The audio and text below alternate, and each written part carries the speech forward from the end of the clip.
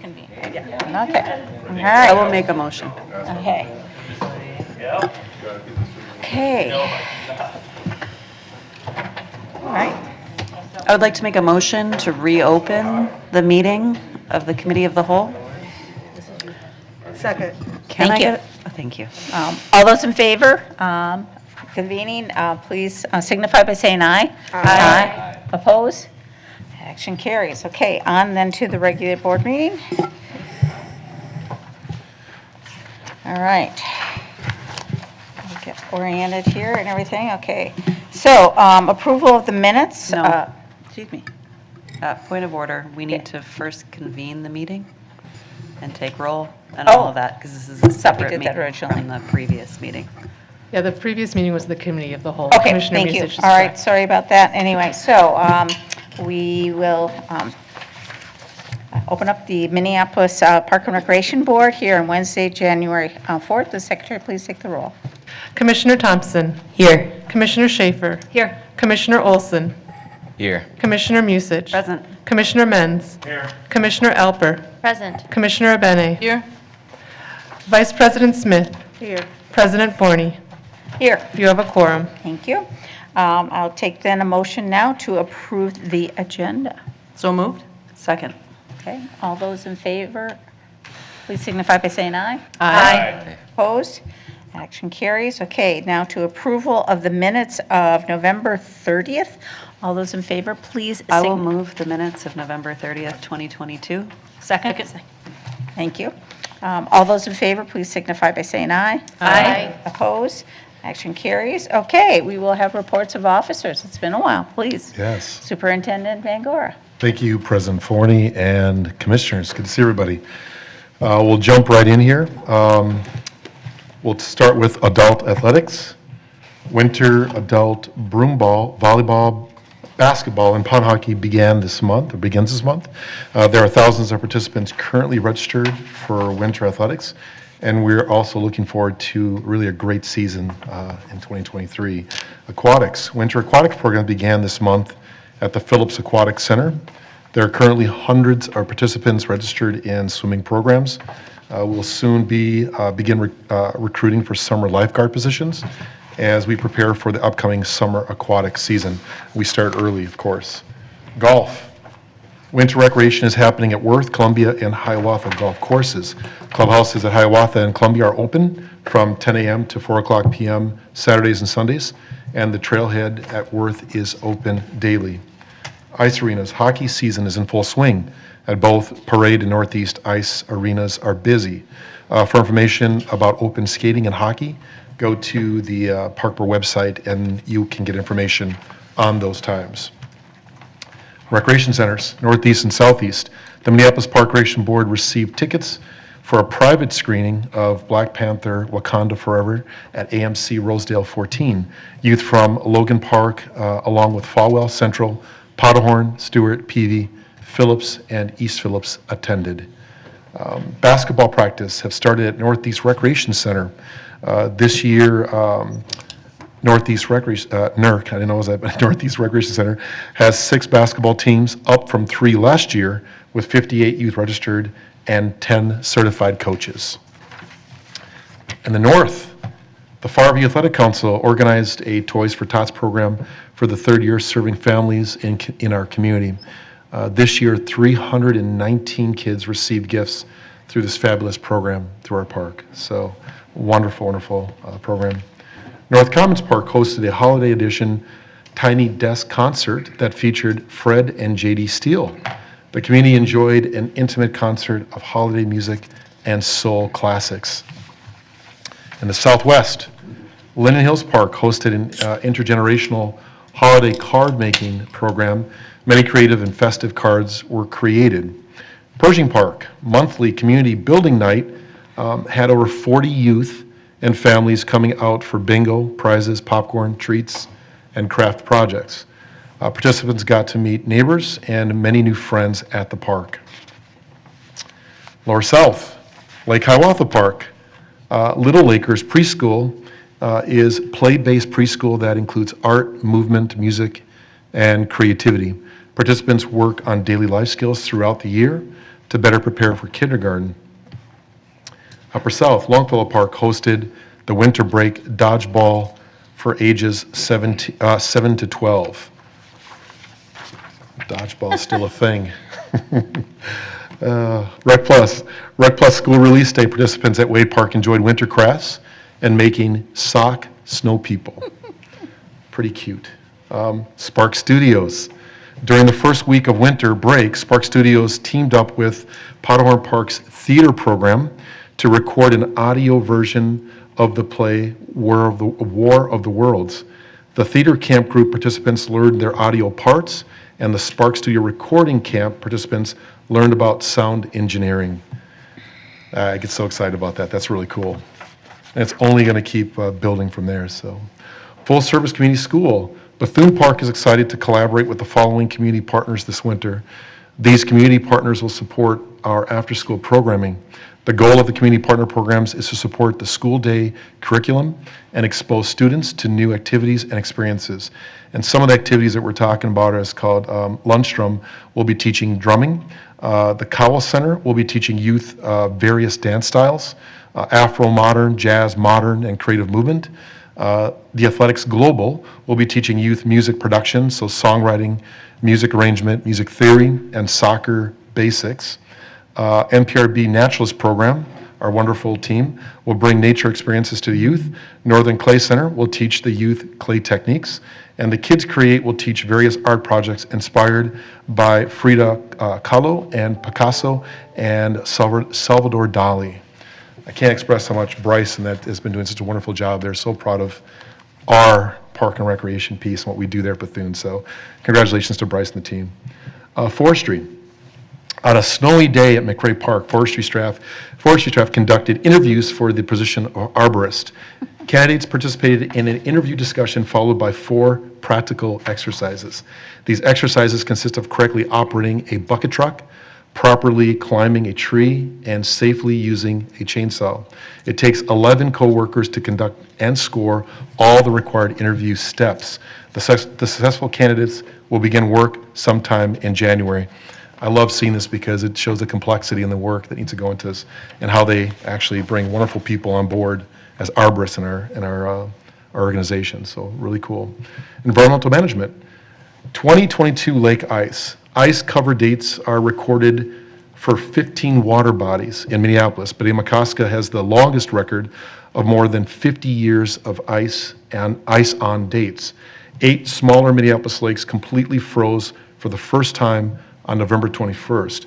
Diamond, Grass, Harriet, Hiawatha, Powderhorn, Ryan, and Spring Lake experienced multiple freeze-thaw cycles in late November and mid-December due to variable weather. Because of the unusual December rainstorm, Grass, Hiawatha, and Powderhorn lakes were the last lakes to freeze on December 19th, which was about 16 days later than average. Unsafe areas remain under bridges and in channels. Just want to make sure that to the community to please remember that during the winter construction, dewatering, water main breaks, and rain can cause unsafe areas to develop near storm, sewer outlets, and offshore. So always be careful and be safe. Asset management, maintenance, water truck, winter test pilot. This is kind of a pilot program, which is pretty cool.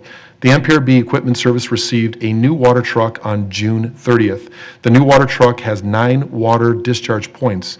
Those water discharge points include a 2,000-gallon water pump feature for initial flooding of outdoor rinks to create ice.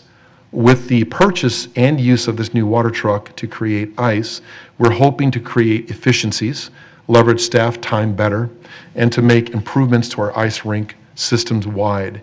And then view of the water truck, the truck winter test pilot in action at Bohannon Park building ice. And I think we have a quick video just to show this. This is cool stuff for us, so I know we're kind of geeking on it, but.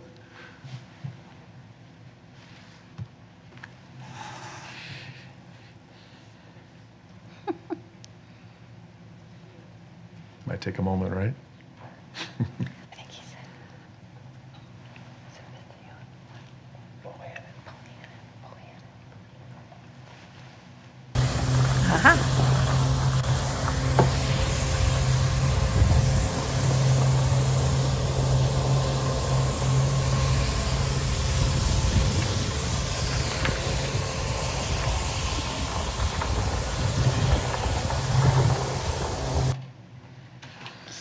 Thank you for that short video, but it just shows another way that we as a park system are always thinking about ways of being creative and efficient in the way that we do our ice and our amazing rinks that we have in our park system.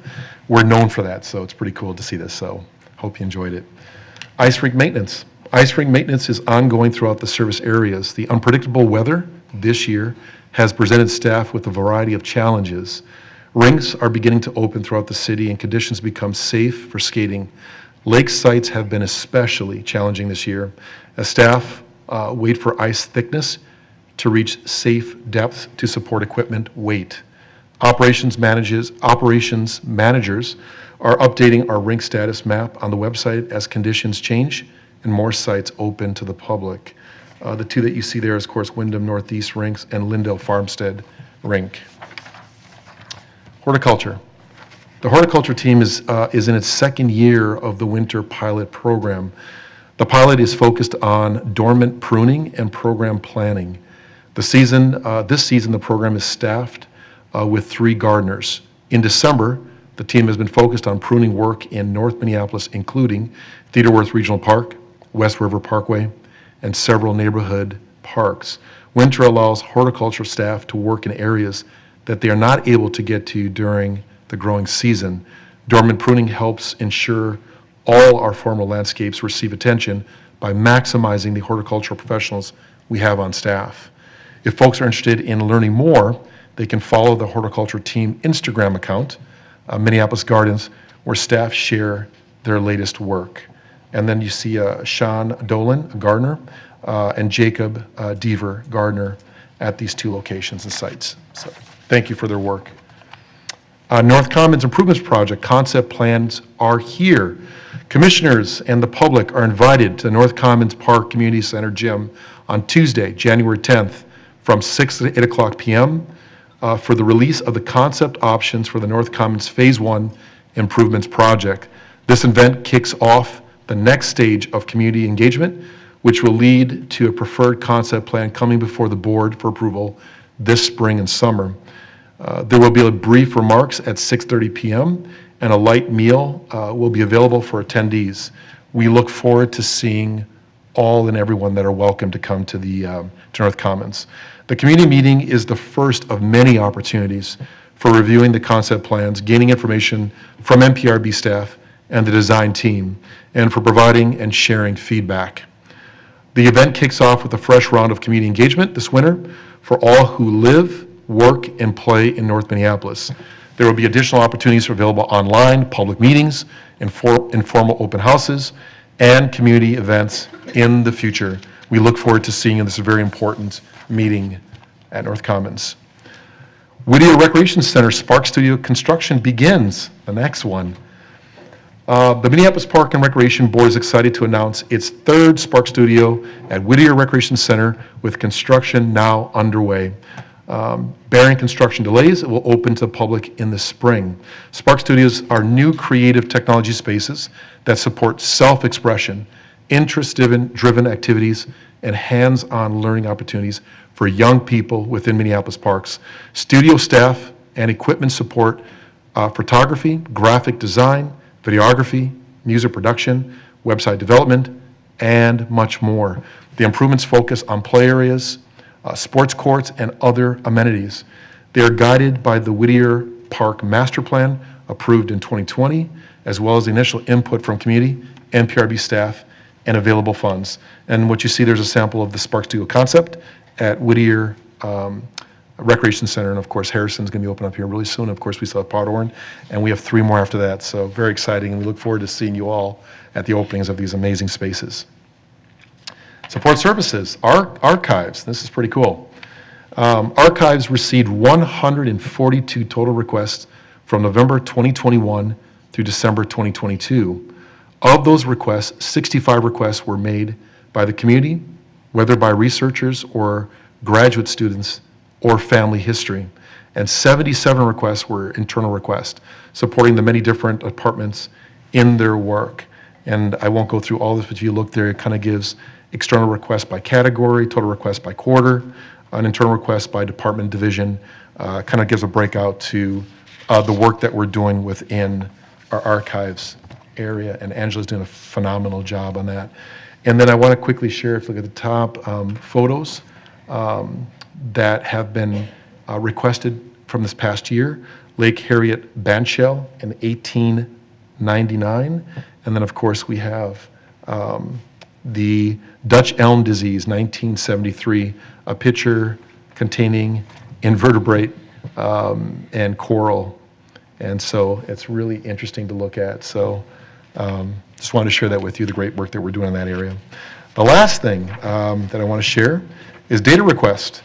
There were 99 requests made by the community in 2022 around data requests, with 7 outstanding requests going into 2023. This is up from the 68 requests made in 2021. Human resources, real quickly as a quick number for you, 2022 hires and rehires were at 415. 103 of these were regular employees, and 312 were provisional employees. With that, President Forney and Commissioners, that's what I have to report. If any questions, more than happy to answer. So thank you for your time. Any questions, Commissioners? Yes, Commissioner Alper. Thank you so much, President Forney and Superintendent. I just have a quick question. You mentioned high demand for swim lessons at Phillips Aquatic Center.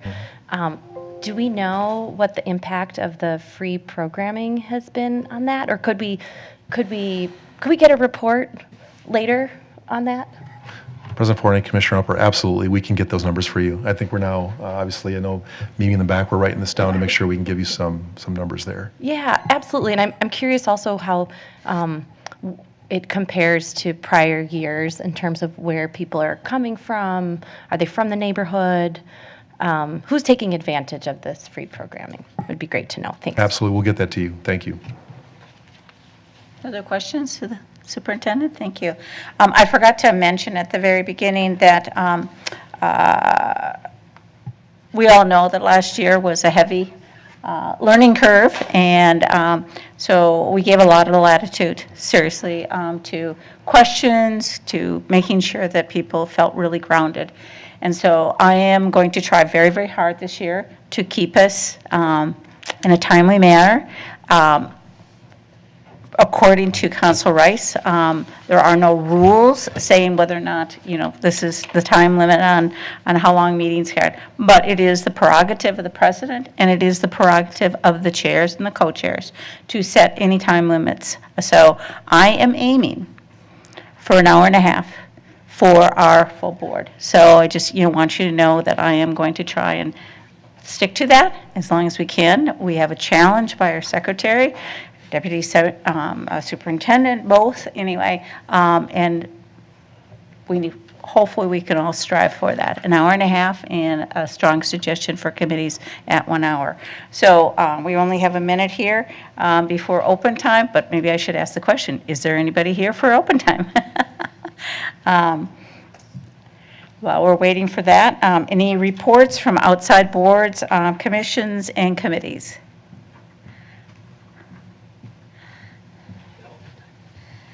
Wow, there's a lot of people who signed up. 0.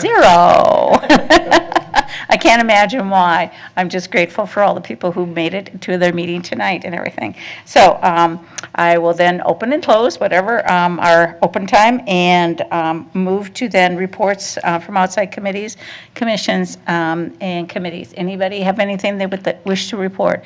We've had a long time away from each other. I don't see, I see Commissioner Thompson, please. Thank you so much, President Forney. I just, I don't know if this would be a Parks Foundation thing, which I'm very grateful to be reassigned there. But just to reemphasize, as Superintendent Bangor already said about North Commons, open house, I would love if community could go. I would love if my colleagues could go. It's going to be a big night and a next step. So I just thought I'd give a little extra emphasis for that. Thank you. Awesome, thank you. Look forward to it. Yes, Commissioner Menz. Sorry, I just ate some chocolate. I don't necessarily have a report, but I did want to kind of clarify with the board. So I'm really excited that Commissioner Benny is going to serve on the BET. I think it's a really important body in the future of Minneapolis politics. And Commissioner Benny is well situated to sort of navigate those interjurisdictional necessities of that role. So I just kind of wanted to clarify with the board and with everyone that it's a really good fit for this time period, to kind of just make sure that our role is solid. And I really appreciate Commissioner Abeni stepping up to kind of fill that role. I've really enjoyed my time on the BET. It was nice to go to City Hall. It will be easier for me to get out of school. So it was kind of a stretch, but I really appreciate Commissioner Abeni stepping up to do that. Thanks. Awesome. Yeah, kudos. Any other, see any other lights and everything? So let's move on to our consent agenda. Any items people wish to have pulled? Otherwise, if I can have a motion to, I would move the items under consent business on our agenda. Second. right, all those in favor, please signify by saying aye. Aye. Oppose? Those actions carry. Then on to the Planning Committee. Who is presiding? Commissioner Elper, who has chocolate in her mouth. Thank you. I would like to move Resolution 2022-333. Resolution approving the concept plan for Powderhorn Park improvements. Second. Any discussion on the item? Any discussion on the item? Not seeing any lights. All those in favor, please signify by saying aye. Aye. Oppose? That action carries. Okay. Recreation Committee. Commissioner Menz. I'm not sure if we should move this or if we should wait 2 weeks. I talked to staff today, and there's a few things that we wanted to clarify in regards to the precedent that master planning would take in regards to the facility study.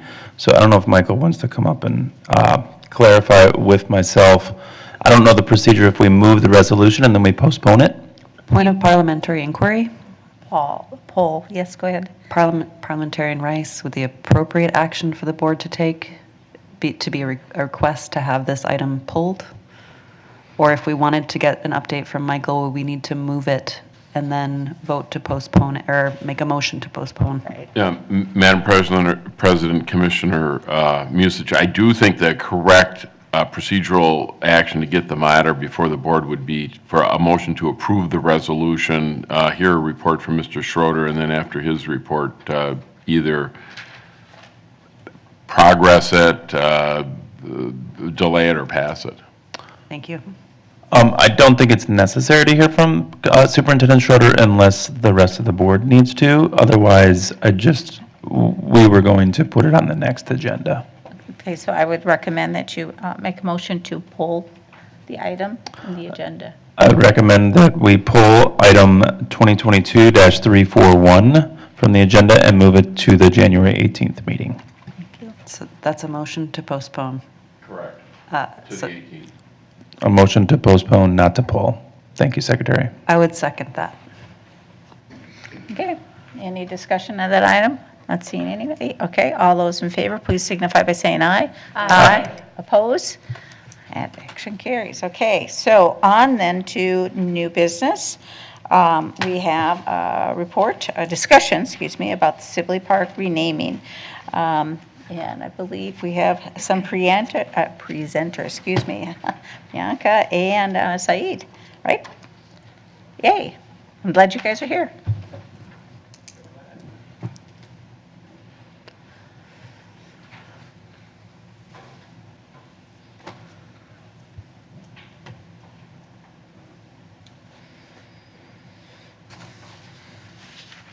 President Ford, Commissioners, my name is Sayed. My colleague Bianca and we're here to talk about city renaming. The discussion items we're going to be talking about tonight are Sibley Park renaming background, the community engagement process, and also recommended steps for a new name by the Board of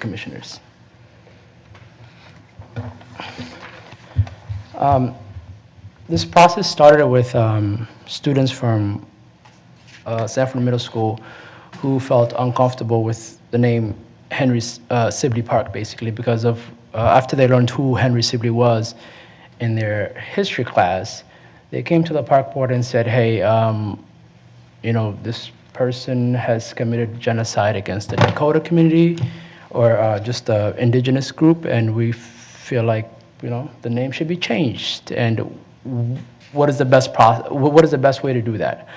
At that moment, there wasn't any improvements coming into Sibley. We waited until there was money in the CIP, and we thought it'd be best to start that process when we were doing the improvements to the park.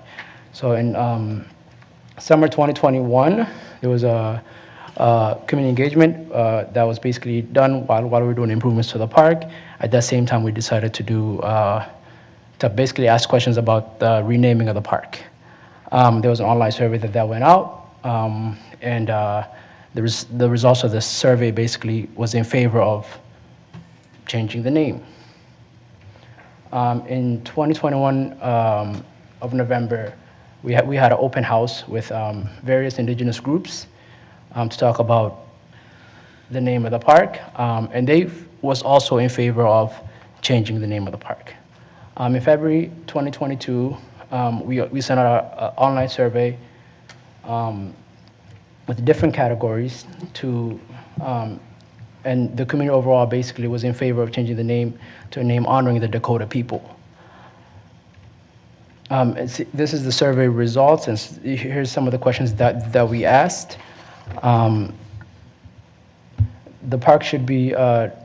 The park's name should relate to a geography, neighborhood, or park feature, or it should tell an underrepresented story in the area, or a tribute to a community member. As you can see here, the top two were the ones people were in favor of.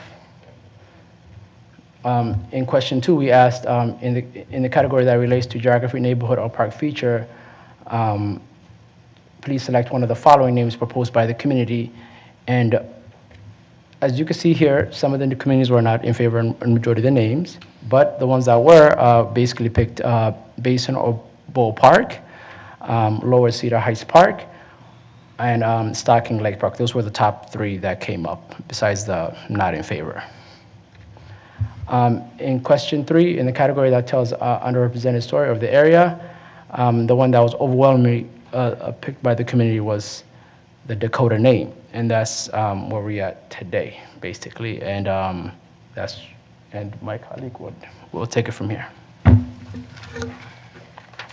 So based on the input we received from those online surveys, we realized that the people wanted a Dakota name.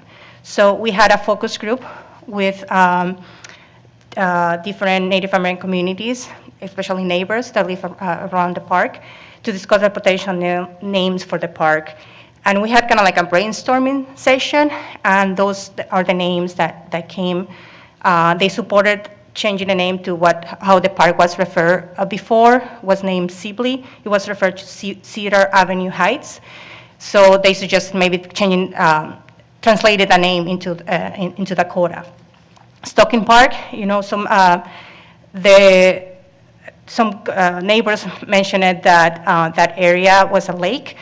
It's like a basin, so there used to be a lake that they call it a stocking because it was the shape of a stocking. So they used to call it Stocking Park. I'm sorry, I should said they wanted maybe to name the park Stocking or Stocking Park, so that name could also be translated into Dakota. And then they suggested other names like Wakantaka Sunchinan. I'm sorry, I might not be pronouncing that correctly. But also we received feedback that that because the location is not has not significant, it's not very significant. That park. Maybe we should that name, the Wakantanka, which is a great mystery, shouldn't be. It's not appropriate for that location. So the same group, they consulted with historian Dr. Kate Bean and to learn more about the history of the land in that area. They came up with, or they brought this name to us, Shante Tisa Wiyan, which mean strong-hearted women, to honor the indigenous women who were separated from their husbands and displaced from the land, an area where the park sits today. So when they submitted the name, they put that, that information of the history that came from them. We also, during the summer, we reach out to different Dakota representatives. We sent a letter to the tribal councils to notify them about the park renaming process and ask them for their guidance and involvement. We also met with Dr. Chris Mato Numpa and some of his family, and they suggested that we involve the 4 Dakota communities in the selection of the name. They also suggested that we get guidance from a Dakota language expert and to develop an educational component to educate the community about the Dakota history, the significance of renaming the park, and the new name. So we reach out to the 4 Dakota communities and Dakota language experts, but we haven't received any feedback yet. So next steps, we would like to hear your guidance, the guidance from the board tonight. We'll continue community conversations. And after that, we'll have a board action for official name nomination, which will initiate this naming policy. So in this, here's an outline. Just kind of summarize the entire process. What you see in yellow is what the steps that has been taken up to date. Today is, the discussion with the board on possible names for the park. After that, we will, we continue conversations with community, and then we have official name nomination approved by the Board of Commissioners.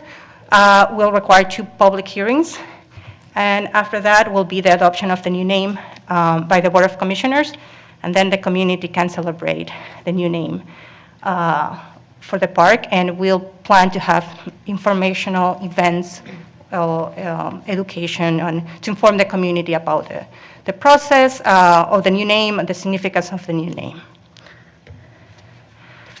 So we open for the discussion. As a summary, community supports we have community support for a Dakota name.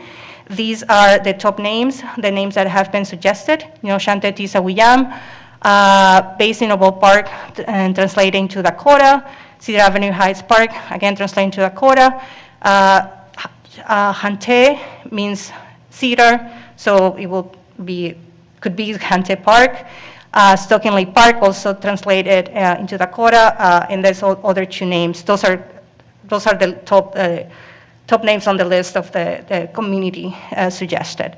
Of course, if the name is in Dakota, we'll have to consult with Dakota language experts, and we open to discussions and for your directions. Thank you. Thank you. First of all, I just want to get a clarification. We do not have a public hearing at 5:45. It's on the agenda, so I just want to make sure. Correct. You do not have a public hearing. Thank you. Okay. All right. So I'm sorry, I didn't see when the lights came on, but Commissioner Musich? Commissioner Thompson turned her light on first. I'll let her speak, if that's Okay. okay with you. Commissioner Thompson then? Thank you, President Forney and Commissioner Musich. I have questions about our process because it has come up before. You said you did an online survey for all of these things so far. Is that correct? Did we have any sort of paper communication with the community, the neighborhood, the residents? President Forney, Commissioner Thompson, we printed out the surveys in which we left them at Sibley Park when we were doing community engagement, when there was improvements at the park. Those were the only ones that I believe that were paper surveys. But we've done a number of community engagements also at Sibley Park, and also we've done the surveys as well in the open houses. When you done open houses, was the neighborhood canvassed in advance of that?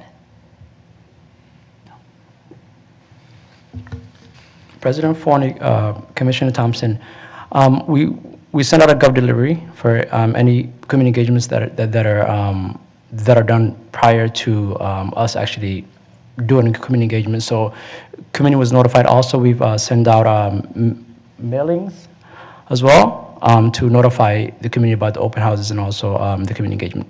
Make paper mailings? Yes, I believe so. Correct? Postcards? Okay. Sorry, that's what they call it. President Forney, Commissioner Thompson, just to clarify, we started this process when we started the community engagement for the park improvements. So we had both together at the beginning. So when we sent out a first mail to let people know about the improvement coming, also we mentioned it about the park renaming.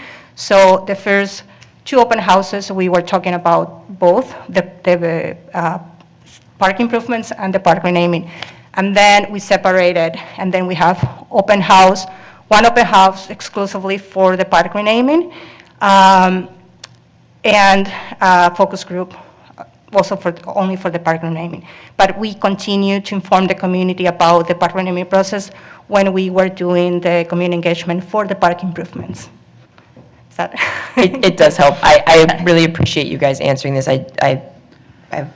When it comes to some place like North Commons, I know that there have been a lot of disconnects with community actually knowing what's going on. So I ask you specifically because you're here, but in general, I'm trying to get down to how do we get this engagement going. So thank you so much. Commissioner Musich. Thank you, President Forney. As a district commissioner for this area, I've been hearing for many, many years a desire to see us change this name. 2016 was the first time a group of students came and spoke to us during open time on this, but I've been hearing about it door knocking since 2013. So it's been a conversation the community's been having more broadly than just the engagement that we've undertaken as an institution. I'm thankful that we had an update today. I would hope that we would not go back to the community and ask them to weigh in on any of the names that you've shown to us today until we've had an opportunity to make those connections with Dakota tribal representatives. So I know we've sent a letter and not received any communication back. I'd love to see us continuing to try to engage, perhaps making phone calls or figuring out other ways of communicating if letters are not working. To at least understand if there's an interest in being involved or a clear, no, we don't want to be part of this process. Because I think we've heard through other things in this general area that people want to be consulted.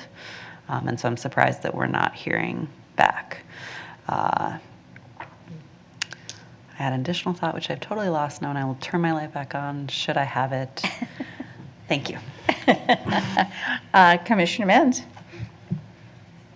Thank you, President Forney. So yeah, I guess I have a question as well around kind of what Commissioner Thompson was talking about. So is it general practice for us to canvass neighborhoods when we're going to have this type of community engagement? So do we have people go out and either leaf drop or door knock people in the neighborhood who might not be on a mailing list or might not visit the park during that time period?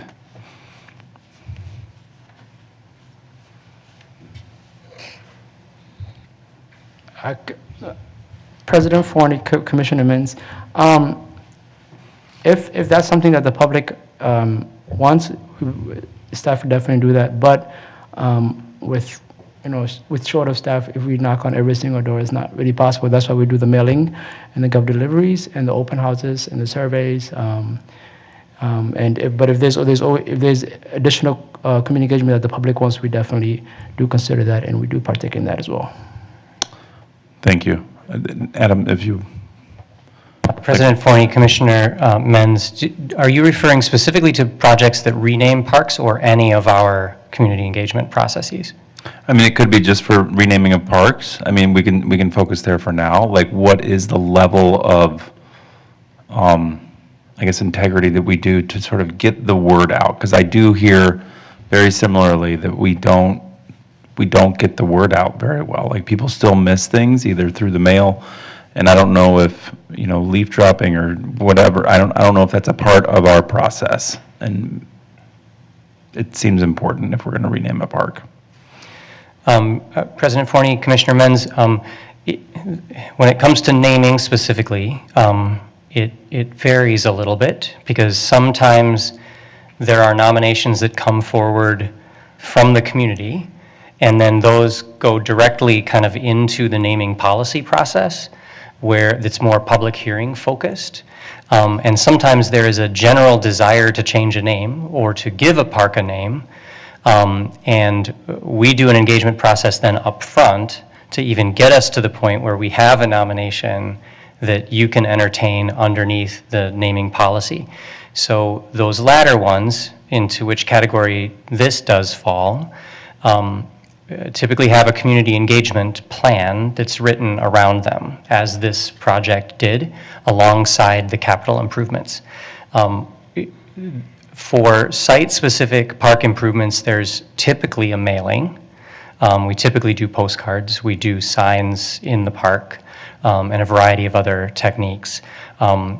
I think as a planning division, as an organization, we don't extensively door knock for every project.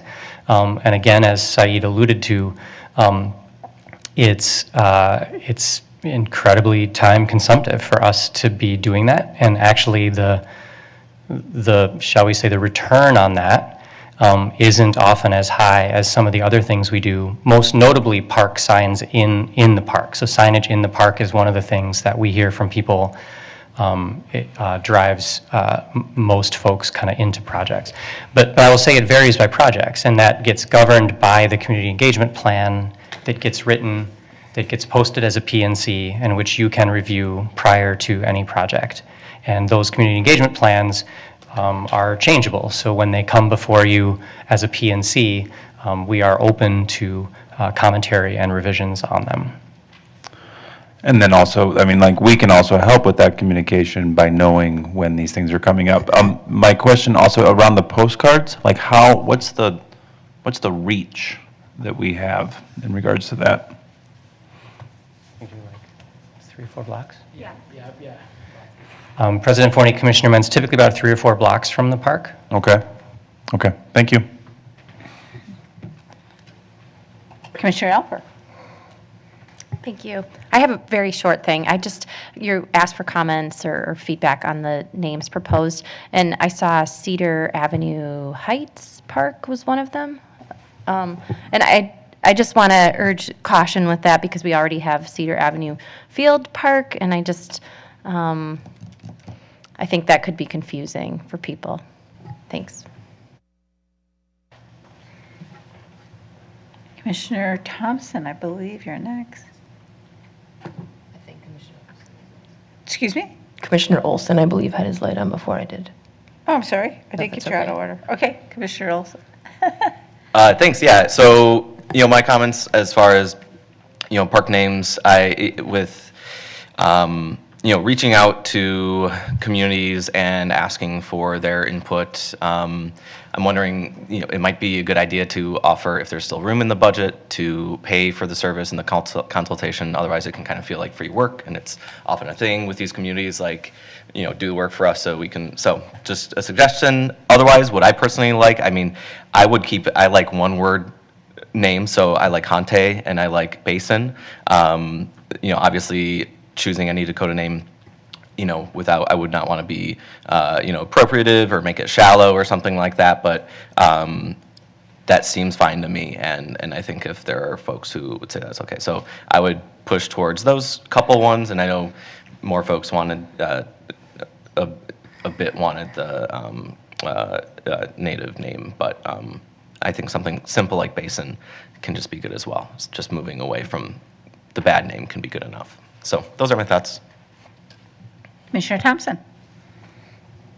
Thank you so much for calling on me a second time. I support this, and I'm a teacher, and I hear all these things. Hearing this came from the kids is great. There was a student who came in here earlier. It was last year in the board.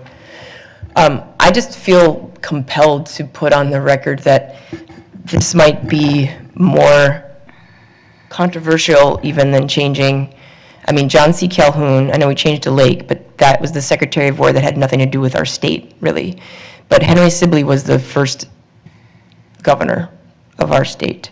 And I'm feeling like this swell of like, do we want to wade into this now? And I'm speaking this out now because I'm curious what my colleagues think about that, as opposed to renaming something a little less, I don't even know how to say it, if what I'm saying is making sense. So I'm curious if my colleagues have thoughts on what I'm trying to say. Will I get outside pressure, and do we want to take that on at this time? And also, I like Hante Park as well. So.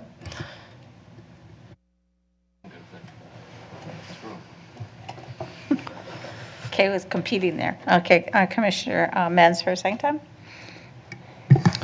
So just to speak back to Commissioner Thompson, thank you for your work on the renaming and working with students. It's extremely important to validate those young people's concerns. As someone who was a pretty involved party in the renaming of currently Justice Page School from Ramsey Middle School, and also in my district, Marcy Park is also under a renaming possibility right now from the community. I think that we hold on to these names and we should allow the community to input. And if Commissioner Musich is saying that this has come up since 2013, we are way behind. Like, we have let this name be iterated into the community, or people have to repeat the name Sibley all the time. And it has pain, and it elicits negative feelings in people who don't look like me. And I think that we need to really strongly validate that and also make our systems simpler to rename things. We hold on to names in the name of white supremacy sometimes. And I think that we need to let go of that, and we need to maybe simplify our naming policy so that we can move more quickly or efficiently to adjust to things that come up. Because Sibley, there was some action. Ramsey, it was difficult for students to hear that, and it was also student-led. And I think that young people can teach us a lot, and let's just make our process, let's respond quicker than 10 years. Commissioner Musich for a second time. Thank you, President Forney. So part of the reason that I did not take action when I first joined the board on changing this name is because while I do have very sensitive and thoughtful constituents that desired to see a change, they also wanted they wanted to see me be fiscally responsible with the resources that they give us. And at that time, this park was in the CIP. We were planning to do work on it. It has been delayed a number of times due to things beyond our control. And while there were people that initially were very vocal about not changing this, they took the time to show up at the listening sessions where people that did feel very strongly it should change were also present, and there was a very healthy dialogue that took place at that meeting where people felt that they were heard and understood. And the folks that had initially been reaching out to me saying, don't you dare change this, I have not heard from them since that meeting. So I think it's appropriate for us to be taking this action. I think it's appropriate for us to continue to make efforts to proceed in trying to understand how to best engage with people in the Native community, in particular around this. I do understand that it can feel like free work, but I also am hearing over and over again, please consult with us. Please give us an opportunity to engage and to tell you what we think.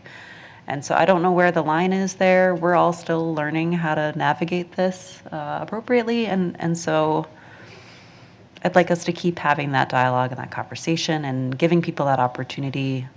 I don't feel like there's such a rush that we have to change it immediately if we haven't felt that we've gone above and beyond to try to get that feedback. So, yeah, I think before we move forward with any of the suggestions we have in front of us as a nomination, that we continue to try to engage with our Native relatives here in the state around where we should be headed as a group on this. Thanks. Sorry. One more thing I was going to say. People have been tabling on this issue at events that are happening in the park. So like there's some folks that are very excited about us changing the name, and they will just set up a table when people are having soccer games or picnics or the neighborhood events. They're sitting there and they're talking to people about it. So well, I'd super appreciate the efforts of our staff to do that engagement. There's also a community aspect of that as well. And they're educating their neighbors and their friends, and they're telling them, hey, this is happening and here's how you can get involved. So it's not just us educating on this topic alone. Thanks. Good discussion. Hopefully you've gotten some feedback here. All right. So not seeing any more lights. 6:01. I believe that I can adjourn the full board and hand it over to Standards and Conduct and to our new chair, Vice President Smith. I'm not sure which I should be saying, right? Oh, Jiminy Cricket, I keep forgetting about that. I'm so sorry. Okay, I undo that. We'll start with Commissioner Menz. I do have a couple. I'd really just like a couple of staff people who I've had interactions with over the December holiday time. And I just want to, like Becky Braun, I met with Becky Braun, who's our Northeast Service Manager, and I was just blown away at like how organized and prepared our service area is, mainly with the ice rinks, because I've heard from other where they weren't necessarily as ready, and they were just totally ready. And Becky really took some time to just explain to me the processes of how things happen, and just had a lot of institutional knowledge, and I feel smarter after talking with her. And it was really, really awesome. Also, I talked to Paul Yeager, who immediately called me back about some issue at Phillips Community Center, some thing that there was a request from a constituent around the use of that building, and also just Kent Breivik, he'll text me back about baseball whenever I need him to. He's just always very responsive and just treats coaches and people with real partnership. I also was really happy to see that the Minneapolis RBI baseball and softball page had changed, and there's some new guidelines on there that really clearly explain how teams that necessarily aren't like park board specific teams can apply to be in the leagues. So I just like to see those things moving and innovation happening, and just kind of wanted to throw out those few shout outs to a few staff members. Thanks a lot. Thank you. Commissioner Schaefer? I'll pass. She is there, okay. Commissioner Alper? Pass. Commissioner Musich? Thank you, President Forney. I have been really enjoying using the snow plowing website. Every constituent inquiry I get to put it out there and then send them a link and say, hey, this awesome new tool is here for you to use, and you can see that I've already submitted your issue for you, and you can track what's happening with it as it moves forward. So it's been incredibly helpful. I would love to have that for every single thing that I get constituent inquiries about. Wink, wink. Operations folks, data people, talking to you tonight. Anyhow, that's been great. The snow plowing has been phenomenal on our trails, so much faster than the roads, maybe because we have less mileage to deal with, but it's been really nice to be able to get out and walk around on cleared trails when I can't drive anywhere. So thanks everyone that's been out there really making that happen. Love seeing everybody out sledding and skating and skiing and ice fishing as well. That's been really fantastic. So thanks for embracing winter, Minneapolis. You're helping me stay excited about it too. Thanks. Commissioner Thompson? Thank you, President Forney. Piggybacking on that, just as a thought, today was like the day of all days in Minneapolis parks. I mean, I went for a short walk on the Victory Memorial Drive. It's just incredibly gorgeous. And I know I'm not alone. We probably all had a spot that we were like, my gosh, this is just stunning. And as I was pushing out some neighbor's car, a truck actually that was stuck, I was like, don't we love living here? Like, it's great. I just want to say one thing after my little ramble, and that is to a second time push the North Commons meeting. It is next Tuesday, the 10th, from 6 to 8 p.m. at North Commons. If my colleagues could join me and community can join, please do. Thank you, thank you. Commissioner Benny. Thank you, President Forney. This is going to sound like I'm just, whatever, but I actually really want to say thank you to you, President Forney, for serving again as our president. It's a lot of work for people that don't know. It's a lot of extra work for the president, the commissioner that takes that role. And I think this last year was great, and I'm looking forward to this year. So thank you for doing that work for all of us. I appreciate that. Commissioner Olson. Yeah, just a quick report from the Capitol. Had a quick chat with Representative Jordan, Sydney Jordan, up in Northeast. She already had the jacket for grand rounds ready to go, and so folks are already working on our projects. And I did happen to see on the Senate side, Senator Kunesh put forward a bill for $90 million for full-service community schools. So maybe there's some movement there. Not sure. I'll keep an eye out. That's what I have for you. Thank you. Vice President Smith. No, that's not what I want to do. I'm getting back in the swing of things. I'm happy to be back. I was sick, so I'm happy to be healthy, first and foremost. And secondly, I just want to reiterate kind of what was already said in terms of the opportunity for community to get involved with what's happening over at North Commons on January 10th from 6 to 8, as well as just for community to be on the lookout. I am going to host a couple of listening sessions, kind of information sessions, in particular aimed at communities of color that have felt isolated from the park and forgotten throughout the processes. And so I'll be doing some of those maybe every quarter this year, and looking forward to kind of just helping to inform folks not only how to navigate the park system, but also just how to navigate governmental systems in general when it comes to opportunities for folks that look different than the folks that are represented on the board to be more involved in our parks. So super excited about that. Thank you. I guess probably the most important thing is thank you all for being here. We all know, even though we do have the finest plowing system online, whatever, that, there's a big snowstorm out there and everything. But it is our responsibility to be here. I know that Council Rice did weigh in about, what is our legal responsibility to be here and everything. I'm not sure all of you realize that we cannot meet virtually by state law, okay? So I wish that was an option. I think we all kind of enjoyed that. But just realize that that is an obligation of ours that we need to be meeting and fulfill our duties here. Because if we didn't meet, we're putting it off for another couple of weeks and everything. And so many of these things are time sensitive. So we need to be doing that. And I guess the big kudos then, thank you, snow plowers of the park board. I got here thanks to my chauffeurs, Commissioner Avene and everything, because we came on the parkways. They are the best roads plowed. So thank you all. To all the plowers out there. And onto that, I will this time adjourn the full board and move on to standards of conduct. Take it over, Vice President Smith. All right, thank you. I'd like to call the order the Standards and Conduct Committee.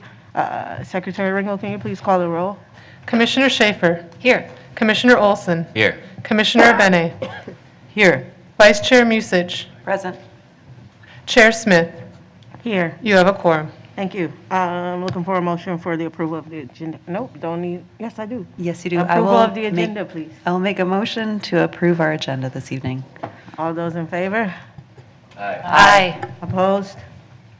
Awesome. I'm looking for a motion for approval of minutes from our April 20th meeting. I will also move our minutes from April 20th, 2022 for approval. All those in favor? Aye. Opposed? It passes.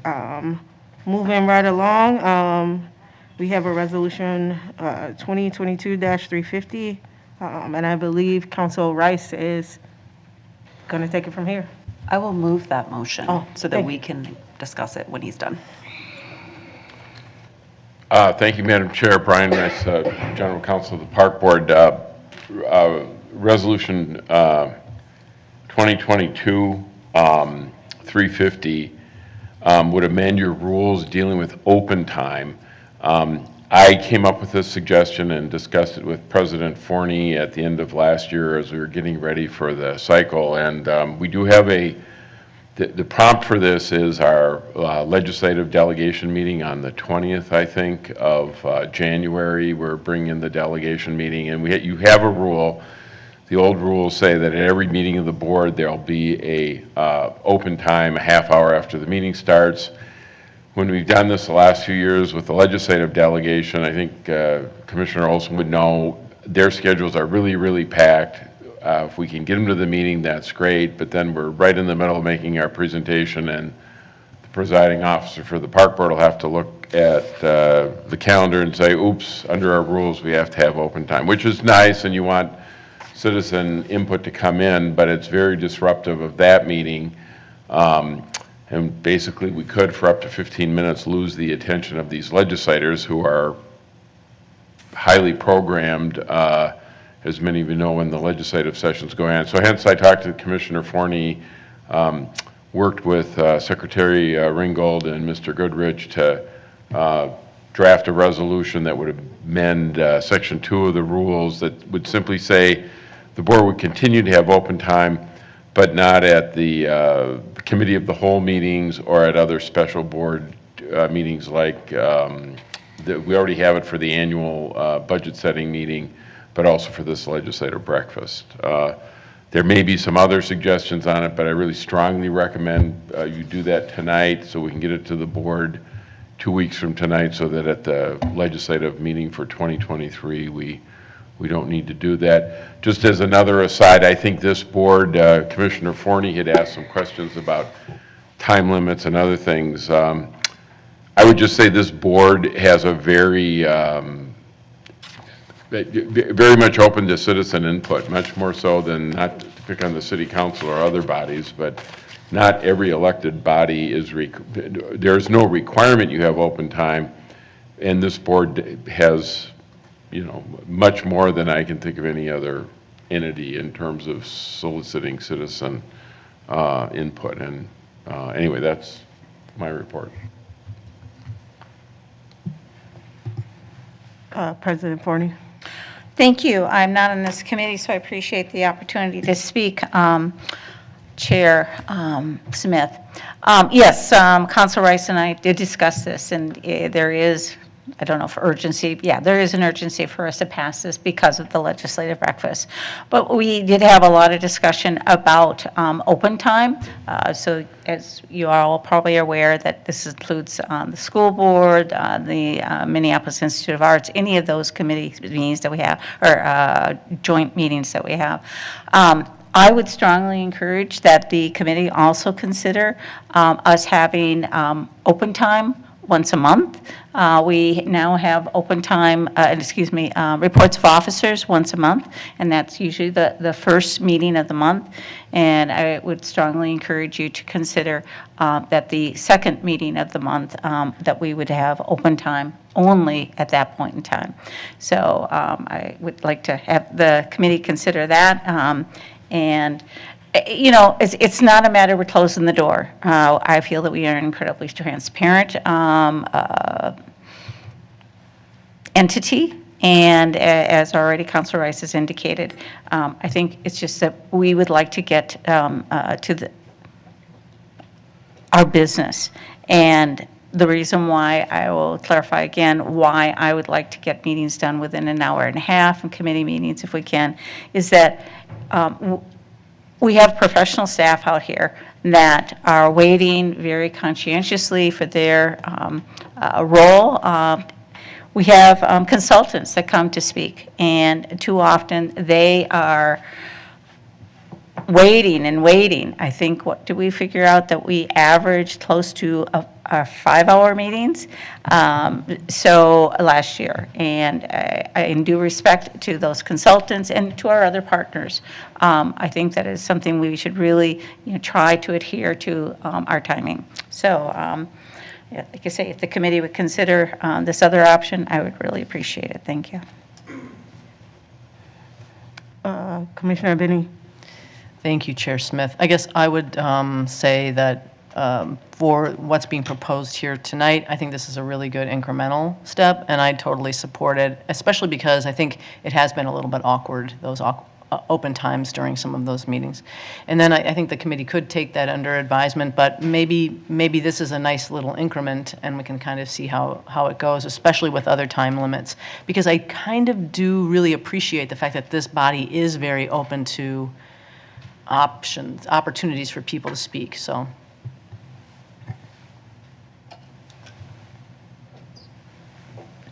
Commissioner Schaefer? Yeah, I fully support this, and thank you for bringing it forward, and I think it's very strategic. We can talk about what's coming forward in the future, but I think when we get we get our agendas on Friday, and a lot of times we don't know what's on the agenda, right? So we're learning about it.